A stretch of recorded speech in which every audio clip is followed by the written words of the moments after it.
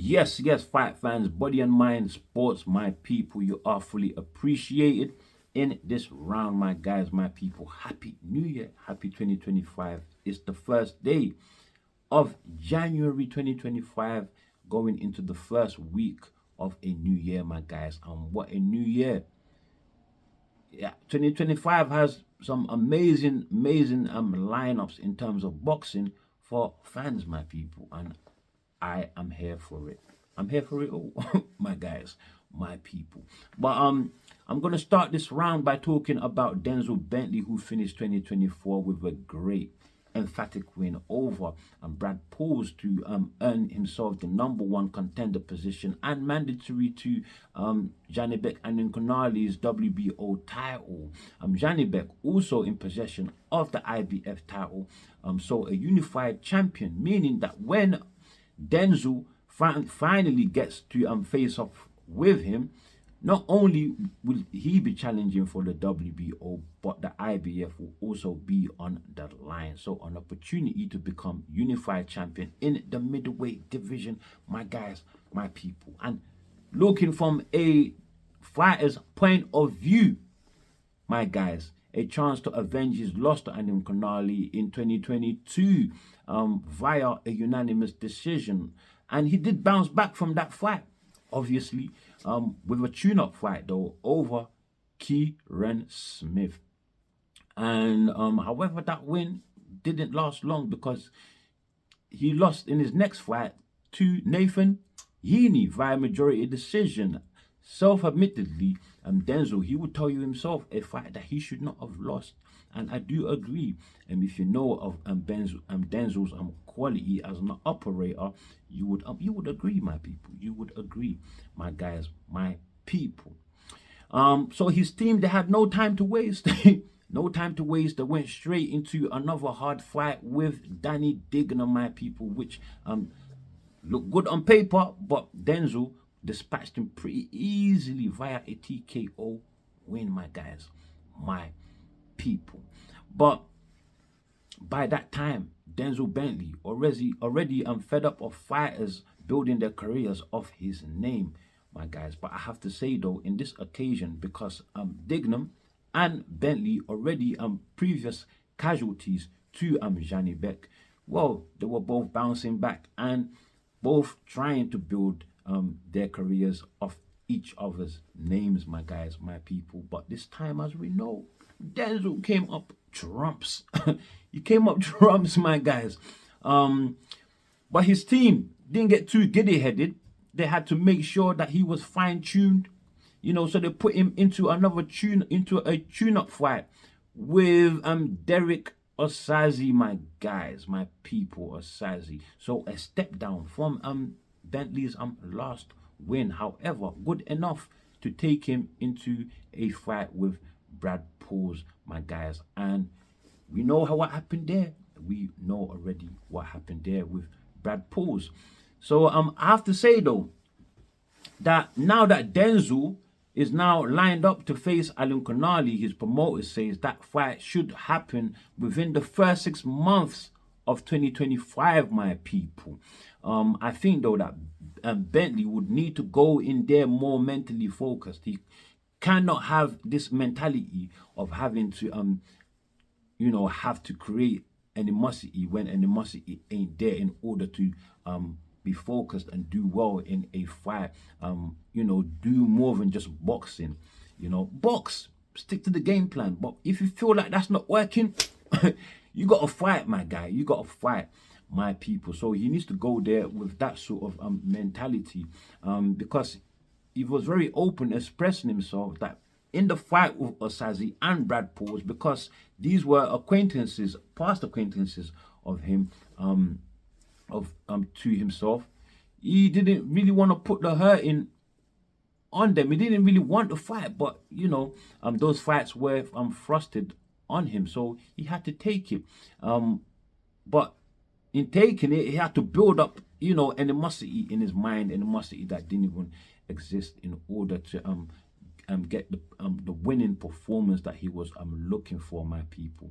But with Janibek, that is already there. You already have history. So and you know how Janibek comes anyway. So you better be on your A game, my guy. You better be on your A game. You can't give the same account like you did in the last fight. Started very, very late. And I feel ultimately Denzel beat himself in that fight. Whether you agree or not that it matters, well, it's still a point to be made. Still a point to be made, and something that needs to be fixed, my guys, my people. So, Denzel Bentley is now going on to fight Alan Connolly, although Brad Paul, again, a fight that he didn't want because he didn't want another opponent on British level, unless it was a match to avenge his loss to Nathan Heaney, my guys. But does it really matter? Look where you are today, you know, in the right spot to challenge Alan Connolly and not only avenge your loss, but become a unified champion, my guys, my people. So 2025 is going to be a big year for Denzel Bentley, and I'm here for it, my guys, my people.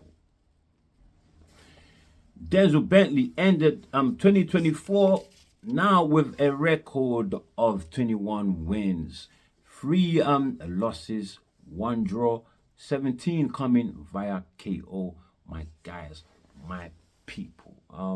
Bentley there progresses, my guys, progresses, and let's hope he keeps on doing so. This now takes us to our next fighter. I want to talk about now Caroline Dubois. Caroline Dubois, how old is she? I believe 23 years old or something like that. Very, very young lady anyway, and is right now has been elevated to the, you know, from WBC interim champ to the WBC full championship, my people, and is now set to face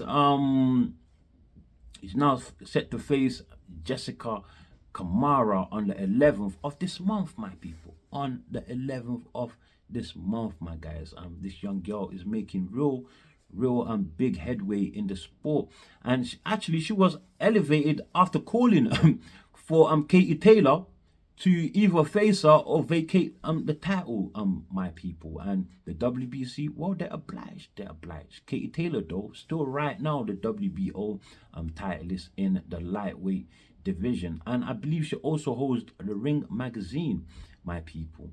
Camara does not hold a title, I don't think so, unless I'm wrong, but still a good fight, still a decent fight, you know, a better fight than her last fight against, what's her name, Myra Moneo, her name. Just it skipped my mind there. Had to look it up, my guys. Had to look it up. That is Myra Moneo, and they fought on the 3rd of August, 2024, my guys, my people. So, but yeah, I did say Jessica Camara a better operator, but on BoxRec, they're relatively more or less on the same level. Both got 2 stars attached to their names, my guys, my people. So providing you know, Caroline Dubois makes a successful defense of her newly earned WBC title against Jessica Camara, then hopefully she might be able to make a title unification next. We have in that division Katie Taylor, like I said, also holds the WBA title, and I know that Dubois says she does not need Katie Taylor to move forward in her career. She just needs Katie Taylor to just vacate the titles so that she can fight for the titles with somebody else if she has to.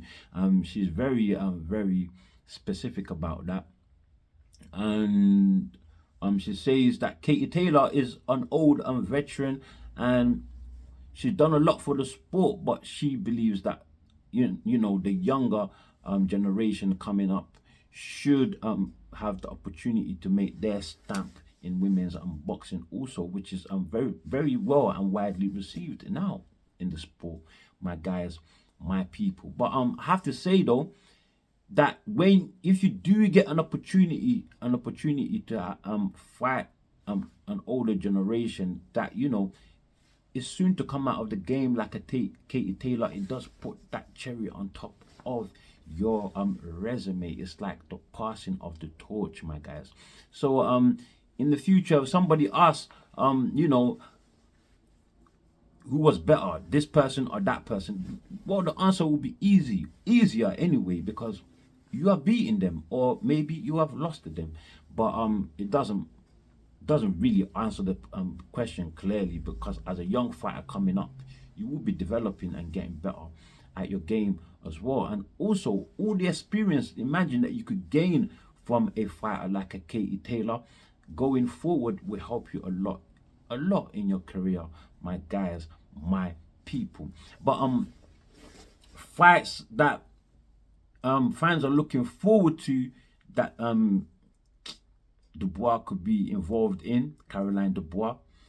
We have Rhiannon Dixon, my people, who is another great fighter in the division, my people. And also Beatrice Ferreira, my guys, my people, who is the IBF champion in the division. So there a chance for her to unify her WBC title. I will end with this with Dubois. She says that she's in the game to win titles, to earn money, and of course to build legacy, my guys, my people. And if you are not in the game to fight the best, then you should not be in the game.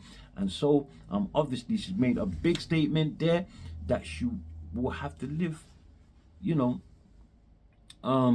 will have to live up to for the rest of her career, I guess, my guys, my people.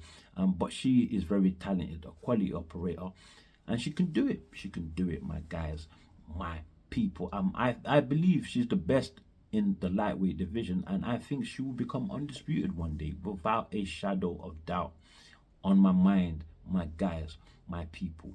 Another fighter for women's boxing, a veteran, 40 years old, my guys, 40 years old. We have Natasha Jonas, my guys, who in her last fight, she dispatched of Habizan. What is Habizan? Ivana Habizan, my people. Now she will be going up next to make a unification with the WBA titleist in her division, Lauren Price, my guys. And that will be on the 7th of March 2025, my people. I told you there are some great fights in 2025, and this is just a skim at the top, my guys. A skim at the top of the what is in store for us in 2025. So yeah, that's women's boxing. There's great fights in women's boxing as well. So yeah, we're looking forward to it. We are here for it, my guys, my people.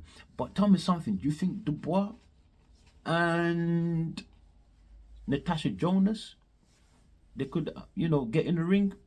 Natasha Jonas, a welterweight. Dubois, a lightweight. So 2 divisions apart. Do you think that can happen? Possible. Anyway, let me move forward from that topic there and talk about another topic. Very, very interesting one. This one is a big one. Let's move on to the men's boxing, the heavyweight division, my people. It has been spoken of now. Everybody's done a video on this except from me, but here is my take. I'm going to make it very short. I'm not going to stretch it unnecessarily, my people. Anthony Joshua versus Tyson Fury, my people, is being lined up. It's being lined up, my guys. Not yet being announced when it would come about, but Eddie Hearn has revealed that that is the fight that they are focusing on. In fact, 2 names for Anthony Joshua, either Daniel Dubois or Tyson Fury. Turkey Al Sheikh, I know, has announced, about 8 or 10 days ago, just before or after the Fury Usyk fight, or should I say Usyk Fury fight, that he was interested in now making, after Fury lost to Usyk, to now making Fury versus Anthony Joshua and Daniel Dubois versus Usyk. It did say though that the that the Dubois versus Anthony Joshua rematch, it doesn't think will happen. So this is great news that Eddie Hearn has come forward to say that that is the fight that they are focused, that those two fights, Fury and Joshua and Dubois and Joshua, are two fights that they are focused on making for Anthony Joshua in 2025. My guys, my people. Yeah, those are two great fights there, and we hope they can make it happen. We hope they can make it happen, my guys, my people. Is Anthony Joshua right now ready for Fury after his last performance versus Daniel Dubois? Or is he even ready for Daniel Dubois after he missed the opportunity to take the rematch, the immediate rematch with Daniel Dubois? I don't know. I think he needs a tune-up fight, man. Definitely think he needs a tune-up fight. To perform. It needs to be match fit. It needs to show the public, the fans, that he is not going to be coming in the ring with another piss poor performance. And not only that, it will hurt his career. It will hurt his stock. It has already hurt his stock, because his fight, his speculative fight with Tyson Fury, has fallen. It's taken a huge hit, despite the fact that both he and Fury have lost to Usyk, my people. And that is what really is making this fight possible, because had Fury won, they would have had a trilogy with he would have had a trilogy with Usyk. Usyk, who wants to fight Daniel Dubois next, and Dubois too, he called out Usyk. So that fight is going to be an easy fight to make. You might as well say that is a done deal, signed and sealed. You might as well say that, but could Dubois beat Usyk again? That is a topic for another video. As that time comes closer and closer, I will be talking more about that, and of course I will be giving my predictions and telling you how I think the fight would go. I will do the same thing as well with the Fury and Joshua fight when it eventually happens. But some people are saying that that fight now has no real value. We had Simon Jordan say that, and Zhilei Zhang, he put his 2 pence into that talk as well. that fight has no value right now. Yes, I believe it has diminished a little bit in value, but it still has value, and I will tell you why. Because in the British heavyweight division, these are the only two fighters in their generation that have held belts, my people, aside from Daniel Dubois most recently. They are the only two fighters that have held belts. So they have been performing head and shoulders above everyone for quite a long time. Even with the mishap of Anthony Joshua at the hand of Andy Ruiz, he got his get back, didn't he? He got his get back. Regardless of how you think he got his get back. He got his titles back before losing it to Usyk. So in British heavyweight boxing, Fury and Joshua, hands down, have been head and shoulders over everybody. For a long time for a long time, and it would be a shame, a great travesty to the sport and to British fans as well, if the two top names, don't get to face each other at all, my guys. Imagine you're going through boxing history, and the two greatest, the two greatest in the division, the two greatest British fighters in the division didn't get to face each other. Do you know how lame that would look? You know, imagine how lame it would have looked if Hagler and you know Leonard, Sugar Ray Leonard, they didn't fight each other. Do you know how lame that would look? Do you know how lame it would have looked is if Hagler and Hearns didn't face each other? It's exact same scenario here. It would just look lame for the sport. It would look lame for British boxing. Fury, I think, is still as great as he's ever been. His performance against Fury was great. It's just that Fury Usyk has just got the method. He's got the method to beating everybody, my people. Right now, he's got the method. It's not about size. Once you are a certain size and you're in the heavyweight, it's not about size and alone.